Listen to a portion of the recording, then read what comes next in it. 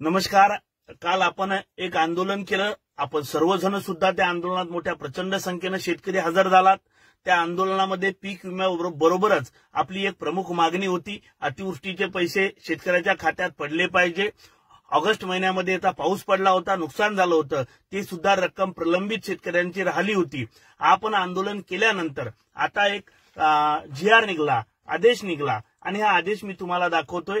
हा काल निघालेला आदेश आहे, हे आपल्या आंदोलनाचं भावांनो यश आहे आणि याच्यामध्ये तुम्हाला शेतकऱ्याची संख्या सांगतो। ज्या शेतकऱ्यांचं नुकसान झालं होतं त्या शेतकऱ्यांना पैसे पडायला सुरुवात झालेली खऱ्या अर्थाने रक्कम आहे भावांनो। ती जी शेतकरी पहिले सांगतो की जे शेतकरी येतं हे जवळपास 78,000 शेतकरी होते आणि रक्कम होती 9.5 कोटी रुपये। याच्या आसपास आहे, मागे पुढे थोडंफार होऊ शकते। 9.5 कोटी रक्कम होती। त्याच्यापैकी आज म्हणजे आज म्हणतोय मी, काल प्रक्रिया सुरू झाली। आज जवळपास 60,000 शेतकऱ्यांना हे पैसे पडलेले आहेत किंवा पडा लागलेले आहेत। काहीला आलेत, काहीला येतील। हे 60,000 शेतकरी आहेत आणि उर्वरित राहिलेले 18,000 शेतकऱ्यांना सुद्धा त्यांची अमाऊंट पडणार आहे। परंतु 18,000 शेतकऱ्यांनी KYC केलेली नाही असं त्या पत्रात नमूद करण्यात आलेलं आहे।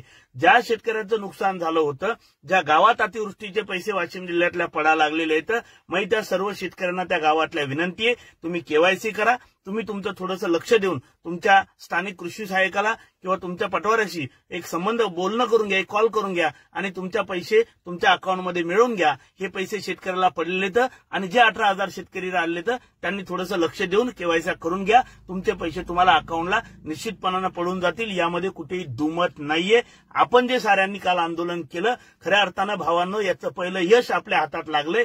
पीक विम्याचे सुद्धा पैसे आपल्याला पडणं सुरू आहे, लवकरच बाकीच्यांना सुद्धा पडतील। कारण वरुड तोप्यातल्या एका शेतकऱ्यांची माझी भेट झाली होती आता, त्यांनी मला मेसेज सुद्धा दाखवलाय 87,000चा। त्यामुळे आपल्याला सुद्धा पैसे पडतील भावांनो, काही